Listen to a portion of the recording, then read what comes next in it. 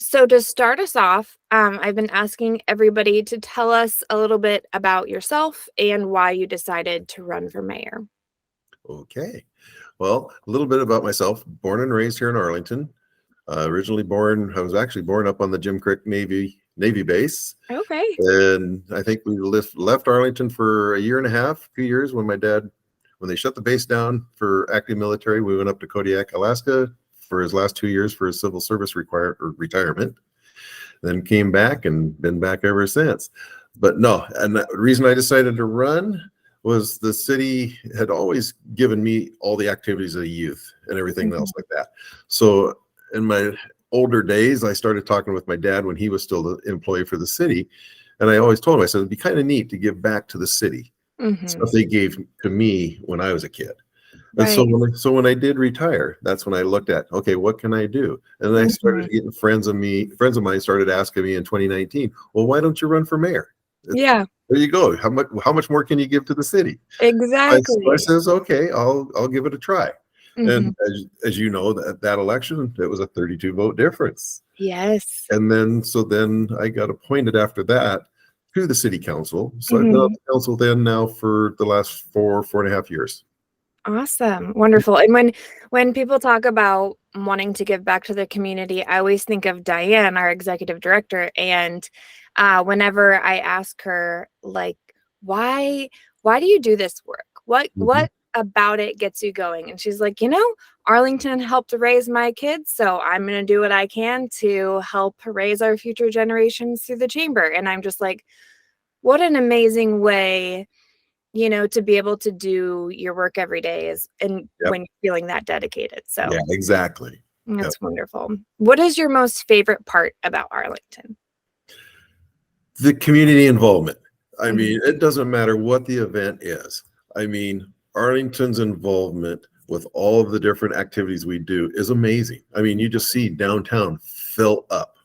And that's the coolest part. And I can remember as a kid, I mean, it was that way as long as I remember. I mean, we had some of our parades back I'm going to date myself, back in the late 60s. I mean, some of the parades, I mean, we had the floats from all these different events around the state that would bring these big floats to our parade and everything else. But it was just so amazing just to see all these people downtown Arlington and enjoying themselves. Right. It's like Arlington has been able to maintain sort of a sense of community that not many communities keep. It is hard to keep. It's active effort, right? Yep. What do you think the business involvement, like your role if you were elected mayor, like, and your involvement within businesses, what would that look like to kind of keep that spirit alive? I would ask, as the mayor, I would actually encourage as many businesses as possible. Hey, if we're doing a 4th of July parade, hey, put together a little float or just a group of your employees and join the parade festivities. Have fun. Right. I mean, if you can't do that, put something out in the storefront or just here as a thank you to the people that are coming to town. Hey, here we're having a sale today. This is X amount off. Or hey, here's some free lemonade or some hot chocolate or something. Thanks for coming. No, the more community and business involvement we can get, I think the bigger our events will get. Yeah, I agree. I think that would be wonderful. So one thing that a lot of community members have talked about, and I'm sure you're very familiar with, Friday afternoons on Olympic Ave, and kind of how in many situations, and definitely not all, that there has been some youth that can get a little rowdy and sometimes have some negative impact on the businesses. What is sort of your perspective on that, and how might you address that? I look at that's going on. As you say, it's not all. I mean, unfortunately, we get a group of 100, 150 kids or whatever that come downtown because they don't have nothing else to do. And unfortunately, it's maybe a handful or 2 handfuls of kids that go out and cause the trouble. And then all the kids, unfortunately, take the brunt of the discipline. Right. So I've actually been out there and thinking about this and actually going around. And I've actually talked to several people. I would like to bring a youth activity center in to the Arlington downtown core area somewhere. And what I'm looking at, and I've actually talked to several people, And we've actually got a contractor that's looked at this too, to give us estimates for cost of turning the old high school Oh. into a like a youth activity center. Top floor could turn into further education for adults or even students if they want to further their education in classrooms. And the downstairs, it's got some potential down there, but right now the school district uses that mostly for their maintenance department, for their staff there. But there's some potential down there because the wood shop is still there, and so is the welding shop. Oh, wow. So I've actually talked with several people with that idea, and we're looking at it. We're trying to see what we can do, where we can get funding to see what we can do. And sounds like one of the organizations that I'm working with and talking with has actually got first rights on it through the school district. They've signed a first rights agreement with them. If we can do something like this, we can do that. Wow, that would be wonderful. But no, I think the more we can give our youth the activities, the education stuff, and to me and your occupation, I look at the biggest fear right now with our kids is we need to give them as many activities and the education we can to avoid the opiate and all that type of different problems we have right now. I mean, some kids, they get the parental direction, some don't. So maybe we can step in and help those that don't get that and move them the right direction. Yeah, increasing opportunities for positive outlets. And exactly. No, I think the more we keep involved and give them the more the education, the better. I mean, unfortunately, I was just talking to somebody the other day, and if the opiate and fentanyl crisis continues, I mean, it's going to affect more and more of our youth. And so then it's going to affect that youth population. Right. Yeah. So we need it really is, I think, as much as we can. There was and there was a report recently about the number of fentanyl related deaths under the age of 3. And that even in and of itself is a terrifying number. And just to think of, the impact that in the sort of the snowball effect of just the addiction and an opioid epidemic and everything is pretty scary. Yeah. And like I say, the more help and more resources, the more education we can give them, the better off we'll be to solve the problem in the long run. Totally. So when it comes to sort of engaging with local businesses and thinking just like sort of the folks that are chamber members and, downtown Arlington, but also, Smoky Point businesses and sort of our industrial area, what are ways that you would sort of engage with the business community and be able to support kind of that continued growth of the small business mentality that we have here? Well, right now, I try to attend every DABA business meeting with that group to see what their needs are. And I go through and I walk downtown and stuff and actually one-on-one talk with a lot of the businesses down there and say how things going, what's happening. I'd like to try to create something like the DABA with the Smoky Point area to get them going. And I'm really anxious to see when we do develop the Smoky Point Boulevard area with some of the plans that we got, because I would just love to see the Smoky Point community have that walkability of what they can call their downtown, like we have here in our downtown. Yeah, and the vision for what that's going to look like is beautiful. Yeah. And like I say, to me it'd be great and beautiful to see these people out there. They can get on their boulevard, they can walk down, do shopping, go to stop at a restaurant or stop at a diner and enjoy the things that are right here in downtown, but in their neighborhood. Right. Yeah, that's a great idea. And what are some, like, if you were to be elected and you'd have all these kind of responsibilities within that position, would you still be able to prioritize doing those face-to-face conversations with businesses, do you think? I think so. I mean, I'm so close to downtown, especially here. I mean, I usually take a walk every day, go downtown, rain or shine, and I might not hit the businesses there at that time, but I'm chatting with a few of them here and there. No, I would stay open. I'd also like to open up like the council chambers once a week, maybe once bi-weekly, where the community and businesses can come in and, hey, here's some of my concerns, here's some of the issues I'm seeing. And then if something that I can't answer a question, I'd say, hey, how about can we meet next week and I'll have the director here that can answer your questions for you to help solve some of these problems and help people throughout little Yeah. situations, and just open it up and get more community engagement. That makes a lot of sense. I think we rely so much on phone conversations or emails sometimes that things get lost in translation. Yep. And, you know, when we have inboxes that are getting full of like hundreds of emails, it's easy to miss something. Oh yeah, it is. Or if it ends up in the spam for some reason, or exactly. Gosh, that spam folder, and I always forget to check it. Yep. So I'm imagining then, so my next question is like how you might plan to educate the public on like policy decisions that they might not understand. And I'm imagining it's probably a lot of that face-to-face interaction, but any other ideas you might have? The face-to-face, and then, I mean, as if we got projects that are going out in certain developments in certain areas of the community, let's just go right out to their community. See if we can get somebody, maybe I mean, there's a lot of homeowners that will open their home and say, hey, come on in. We can get some of the neighbors here and we can chat about it. Or see if we can find a public meeting area or close to that area and say, hey, come on in. We don't, like Smoky Point, hold meetings out there. Don't bring them in here, and just have a Q&A session and bring them up to speed of what's going to be happening in their neighborhood, and try to answer all their questions up front. I mean, there's still, I think there's still a lot of concern at the Smoky Point Boulevard area where people just still don't understand what's going to happen there. Yeah, for So, sure. like I say, the more you can get out there and educate them as we're taking these different steps, the better. Yeah, so sort of meeting the community where they're at rather than asking them to come to you or work within your sort of platforms. Okay, that makes a lot of sense. And like I say, and that's where I'm also trying to look at the opening up the council chambers for some communication. Hey, you heard a rumor that's happening here. Maybe if you're in the neighborhood, come in and ask me. Yep. You can come in and ask every week if Trader Joe's is coming, right? Yeah. And every single time you'll have the same answer. Yeah. I love that. So what are some ways that you might incentivize the community to shop and play locally?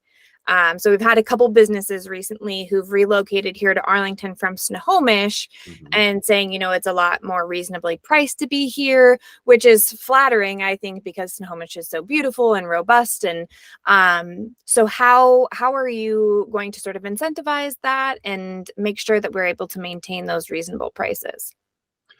I think a lot of it is the advertising, draw the people into the businesses, let the people know what businesses we have. I mean, I think the more, there's been so many different times where I've heard people say, I didn't know you had that kind of a business in town, or I didn't know that was there.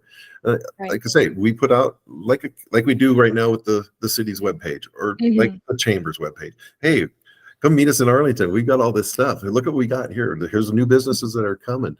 And just like I say, maybe if we can incentivize the businesses, hey, put a 20% sale out. If it'll help. And like through the DABA and the chamber, we just try to get more business. Say, hey, what can we do as like an event this weekend or this next week to bring more people into town on the weekend or throughout the week, and be it community sales through the businesses and so forth.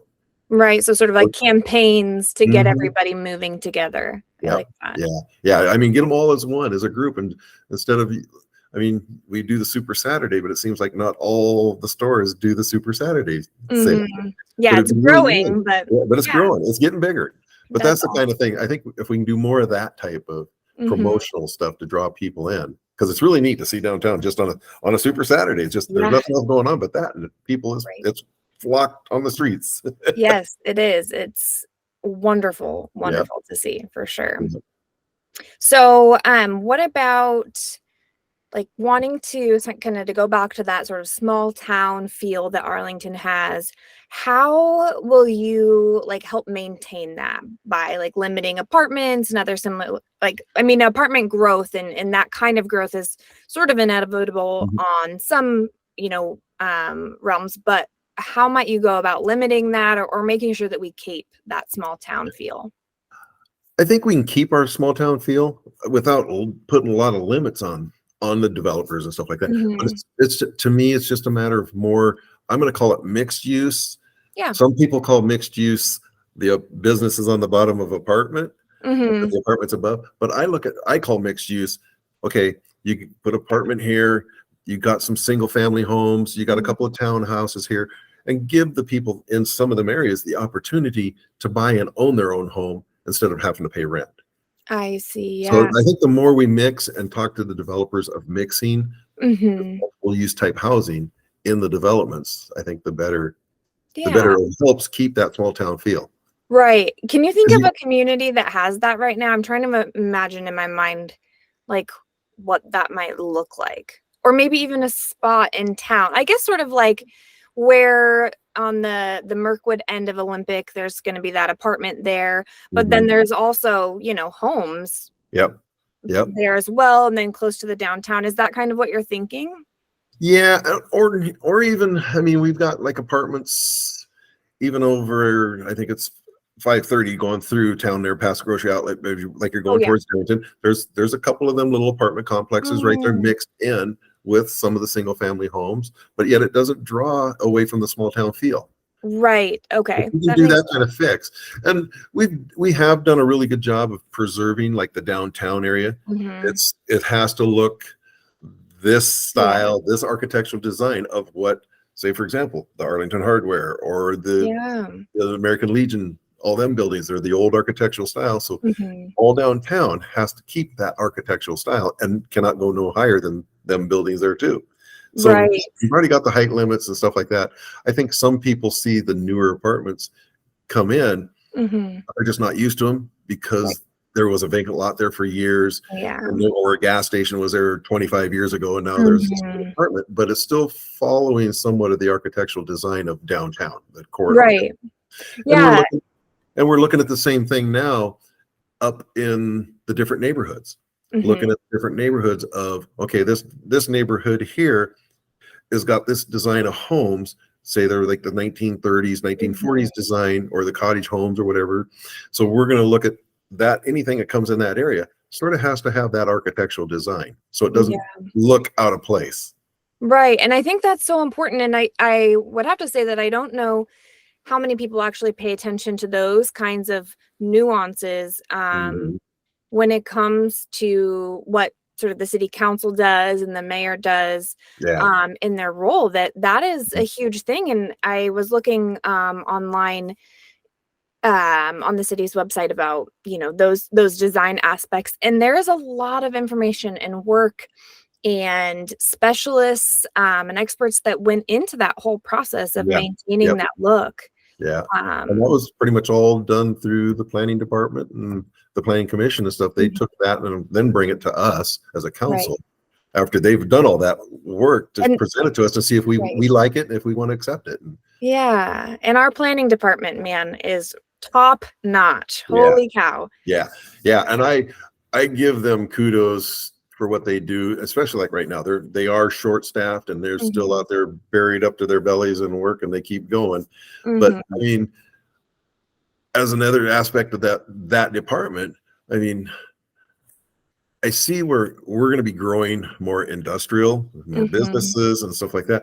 And I just really want to continue the efforts with our planning department to give a lot of these developer or the industrial, the businesses and so forth that want to come in town, give them, make it easy for them. So Mhm. we're not making it difficult, but yet they still follow what the guidelines are. And if they don't understand the guidelines, explain it to them, help them understand it and show them. I mean, even if it's pulling out pictures and showing them here's Mhm. what we're saying. I mean, Yeah. I don't want to slow down or have any business or any business that wants to grow in our community be Mhm. deterred away because they think it's too tough to do what we need to do.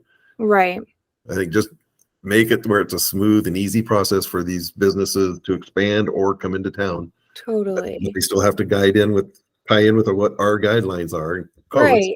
Yep. And I think along with that comes conversations with larger businesses about how to sort of replicate our sort of community's culture Yep. and environment, and also what they can do to support sort of the events Yep. that Yep. we have and be an active participant in the community. Mhm. Because I think that is so attainable, even with like Amazon coming in and Coca-Cola. We have these organizations that Just help sponsor some of our events and exactly, programs. Yep. and Yep. just continue that growth in a positive way. I think there's a lot of fear around, us getting too big and growing too much. So it's really awesome to hear, such a grounded response to that, of that, yeah, Mhm. we can grow, but they still have to follow our rules, kind Yeah, of. yeah, yep, yeah. I Which mean, is and like really, I say, if somebody's not understanding, well, why do I have to do that? And then that's when you sit down and say, well, here's why, and explain. Okay, we don't want something like this happening because here's what happens if we do allow it. mm-hmm. Just show them what we need, and then basically show them the simple design of what you're asking them Yeah, to do. Yeah, definitely. yeah. Yeah, I like that a lot. But I'm excited for future. well, back like you say too, the sponsorships of our events. I mean, I'd Exactly. love to see some of them bigger companies step up and help sponsor. Mhm. Say, for example, our 4th of July. We Yeah. used to be back in the 70s, early 80s, 4th of July celebration. We used to call it Frontier Day celebration. And Yes. it was a week long celebration. Mhm. We had people in downtown all week long, Oh. in the businesses and stuff. So, I mean, I'd like to see it become a week long. How Mhm. do we do that and make it become this week long event again? Right, definitely. That's awesome. So let's see here. So many questions that our community has submitted, and I'm trying to tailor them to where my conversations go. But I know that there was a few questions around like the police department, and I know that you're a big advocate for our police department, as am I. And so one of the questions was, how do you plan to improve the response time of APD officers? One of the things, the biggest battle, we need more police officers. Mm-hmm. I mean, I look at it, I look back in 1991. We had a population of about, I think it was 4,500 people in Mm-hmm. 1991. We had 10 full-time police officers, but we had 7 volunteer reserve officers that worked. I think back then, I think they actually only got paid. They could come in and work and go out and police. They Mm-hmm. only actually got paid if they were filling in for somebody that was on vacation or Oh. sick or something like that. Mm-hmm. If I remember correctly. So we have 17, just say 17 officers back then. Now we've got actually patrol officers. Mm-hmm. We're budgeted for a number of 23. Mm. And that's, like I say, that's just patrol officers. Yeah. We're short 2. Right. So we've got 21. So 17 from 21 is Holy that big cow. of a difference. That's what I mean. We, to me, Mhm. are way understaffed. Yeah. And for example, and you probably are aware of this too. I mean, an officer, for example, they get a phone call or a call for domestic violence. We might only have 3 officers on shift that night because you got a couple sick, one Right. injured, one on vacation or something. And we're only scheduled for like 6 total per Mhm. shift, but we're down to 3 or 4. Mhm. So they go to this domestic violence with 3 officers. You got Right. one officer with one half of the issue, and you got one with the other half. And then you got sort of one officer as a go in between. What Right. do you hear and what do you hear? So you got 3 officers, Mhm. and this actually happened. I was riding them with one night, and we were there for 3 hours working Yeah. on this. So people are wondering, why ain't I'm getting Right. somebody to come respond to me when somebody's trying to, or it looks like they're trying to burglarize cars, but we're Right. stuck over here in the middle of this domestic violence. Yeah. Well, I think the biggest answer is we need more officers. Yeah. And in a way, how do we fund it? Right. Like I've gone out when talking campaigning, I've talked to Mhm. a lot of people, and law enforcement comes up as one of the bigger issues. Yeah. So then I tell them, if we don't have the money financially in our budget to fund them, how would you pay for it? Yeah. Right. And 90% of the people that I talk to have said, I'd be willing to pay an increase in property taxes, knowing that it was strictly going to be used for police officers. Right. So, I mean, there's ways I think people Mhm. would do it, and we could do it, not big chunks at a time, but a little. And we're actually looking at Right. right now, we're looking at 25, 26 budget to where we can add 3 more officers. Right. But it's not going to be 10 officers all at once. But I Yeah. mean, maybe we can just slowly bring them up. Mhm. And I don't know. I mean, I know we do have the resource officer at the schools, and he Mhm. comes down when the school's not in session. I know he, during the summer months, can work patrol and stuff like that. But Yeah. then you turn around and you got the people that get upset with the speeders. Mhm. But you got the patrol officers out there chasing calls, so they can't sit and run radar or sit in the intersection and watch for all these guys to see if they're blowing a stop sign. Mhm. It's tough for that situation. And like I said, Right. the only answer to that is bring in more officers. Yeah. And More officers, more money. yeah, and try to be proactive instead of reactive.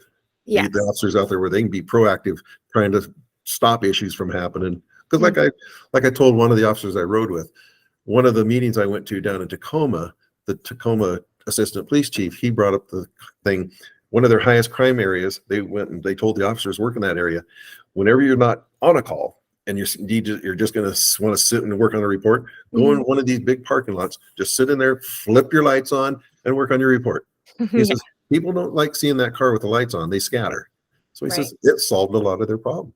Yeah, it's wild what a little bit of creativity can do to solve some complex problems, right? So that's like I say, that's the biggest issue I see in response. We do need more officers. Yeah, definitely. And I think that at least my experience with Arlington PD is that the culture within the department is probably one of the healthiest I've ever experienced. Yeah. You know, I often think about my friends or loved ones that are police officers and how scary it is to think about them being on duty. And obviously it is the same way here in Arlington, you know, anywhere really, we're always going to worry about our loved ones, our first responders. But I love hearing and seeing our officers because it feels like they just have each other's back so much. Yep. There's so much mutual respect for the community. Their collaborative nature is just really wonderful. And I think it speaks to one, the leadership of, you know, Chief Ventura, but also the community that we're in feeling supported by, you know, the mayor's office and the city council and places like that. So no, as a council member, I think the majority of our council will give our police department every tool that they need if we can afford it. Yeah, and active engagement too on a citizen level. Just even thinking that, you know, you're going out and doing these ride-alongs, that people in our community can do that too. And get to know our officers so that they can feel maybe more comfortable calling 911 or maybe more comfortable handling a situation independently if it doesn't require that. And like I say, the ride-alongs to me, they help me understand too the ever-changing laws. How does it affect them? Oh, now you can't do that. Okay, well, I see what that makes you tough, makes it tough for you to do. Right. And then also the depth of the challenges that our community members face. You know, we see everybody's highlight reel on social media, right? The greatest things that are happening in their lives. But we don't often get to know the really hard parts of their lives. But when you're in a ride along, that is what you see. That's what you see. So yeah, that's wonderful. Let's see here. Let's talk about Pride. So I know, you know, we had a really successful one 2 years ago. This last year had some big sort of emotions around it, lots of fear and hurt feelings and things like that. And not to minimize it by saying hurt feelings, because it is very true and very important. But what are some ways that you want to sort of engage that community and make sure that we are able to continue having Pride-related events? Well, I think our Pride event is a good event. I mean, I support them 100%. I think last year, from 2 years ago, it seems like there was a hostile group that came in last year and tried to push out the original Pride group that was here. And this is, like I say, this is just my personal opinion. And I think it just, with them being so hostile, they didn't want to talk to the city. They didn't. The city, we kept asking, well, what are you planning? What are you planning? What are you going to do? And they wouldn't do nothing. And so then, of course, as you probably know, they went and started everything's First Amendment. And then it was all of a sudden, instead of a Pride celebration, because then all of a sudden it was getting so hostile. Right. They started saying, well, we need this new law that comes into effect that gives us this protection of a 250-foot no gun zone, gun-free zone. And so we're looking at, well, you said this is a celebration, not a protest, because that under the guidelines of that law, this is a protest or something like that. So we weren't going to do it. Right. It went as far as the Attorney General's office. And the Attorney General even came back and says, yeah, the city, you guys are right in the understanding of how you're reading this. So you don't have to do that if you don't. We did have police presence just to make sure nothing happened. Right. But I mean, I think it was just a lack of communication. Mm-hmm. And like I say, the groups seemed to get really hostile at first. And so Yeah. that it seemed like the communication really stopped. And this Right. is what we're going to do. Yeah. And I think if there was communication, and first of all, I think if it went back to the original group Mm-hmm. that did it 2 years ago, Right. we would have had the greatest event this year as well. Right. But I Yeah. think it's just, and the ones that wanted it this year, I mean, they really got at point hostile in some Yeah. of our council meetings and stuff. And Right. it just really egged people on. And I think that's what brought more and more of the protesters out against Mhm. them. Right. Yeah. So what do you think? And now I'm, of course, my social worker brain is like going a million miles a minute of ways that you can like engage people and de-escalate some of those hostilities and things like Mhm. that. So how would you, like, if you were elected, like what would that look like planning for next year? I would start right away. Mm-hmm. Right away, communication with the groups. And I Yeah. would get all groups involved.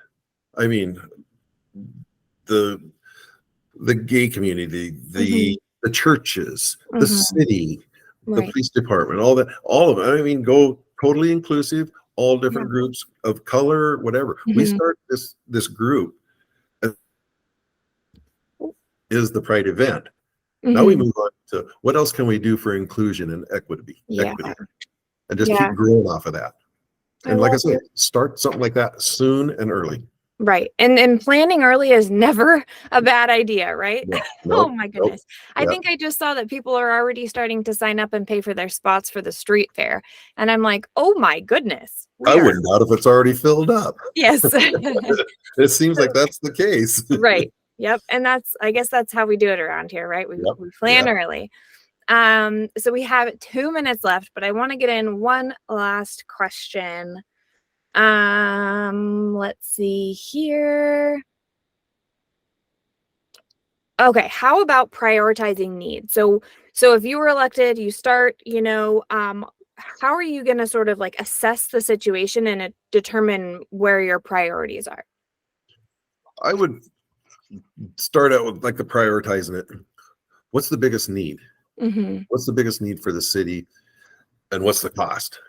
Okay. Okay, if the cost is too big to meet that biggest need, okay, let's look for funding for that Mm-hmm. and then go to the next one. Yeah. Okay. While we're working on the funding here, let's progress over to the next one and just work our way down as far as if we got the funding for it, let's do it. If we don't, let's see if we can get funding for it, move down to the next one. And then we get down to the point where we're working on funding for some of these bigger needs, Yeah. but we might have a lot of little needs that Mm-hmm. we take care of right away with the funding. Yeah. You start at the top and look at your biggest need, but then look what you need for funding as you go down the list. How do you think, like, how would you determine biggest needs? So like, I don't know. I mean, I wish there was an algorithm for this, right? Of like when we receive referrals, we have priority 1, 2, and 3. And like 1 is like imminent need. This person's like life could potentially be in danger. And then from there. So like what kind of like systematic sort of algorithm might you come up with? It'd almost be like that. I mean, you'd look at, okay, if there's something out there that's a safety issue. Right. And it's up there, okay, it might be the biggest one, but we don't have the funds for it. Okay, Right. What can we do to fix it in term while we're looking for the funding? Right. And put something in there in place interim while we're getting the funding, and then move my way down to the next one. But it'd be start like the safety priority. Okay, what is the safest for our citizens? I mean, if it's going to be something like that, Yeah. then down to, okay, for example, right now the police station, they've got HVAC, they got an HVAC system in there that's obsolete. And we spend on an average, I'm gonna say almost $1,300 a month just for natural gas bill for that HVAC that's obsolete. Where all the other departments are, our natural gas bill might be $100, $200 at the most. So it's like, okay, you're spending so much money on this HVAC that's giving you problems. Why not fix that and save that money? Right. Front. Why keep paying the money when you can fix it and start bringing that money back into where you can use it somewhere else? Right. And that's so much of that balance, right? Of like, the sort of like life-saving need, right? Yeah. That imminent Versus, safety yeah, versus, yeah, yeah, money. Gosh, yeah, that balance, I tell you. yeah. But no, you look at, you throw out there, first of all, it would be the public safety. You don't want somebody hitting a big bump in the road that's going to cause them every time to swerve off into the curb and possibly hit a tree or a pedestrian. I mean, you want to fix them and so forth like that. But yeah, you prioritize them that way. What's going to cause the most damage or potential injuries, and work you down to something, like I say, a heater that, okay, well, let's fix this because it's gonna yeah, and where else can we put that money? Heck, yeah, that's important stuff for sure. yeah. And that's, I mean, and you got to look at that as when you're looking at budgets. I mean, to me, as my career in purchasing and contract management and stuff like that, and I did it in the public sector. And I mean, when you're working with a $500,000 monthly budget, and you got split up amongst 3 or 4 departments, I'd always tell the directors, it's not an open checkbook. I mean, you can't write an insufficient funds check. Yeah. You got to spend it wisely. And as this money being taxpayers' money, you got to really spend it wisely. Yeah. So true. So true. Well, that's awesome. I really, really have appreciated chatting with you. And I'm so excited for the community to be able to hear our conversation today. So yeah, anything else that you want to add before we end today? Nope. I appreciate it. And I appreciate everybody's vote. Awesome. Thank you so much. Good luck, John. Have a good day.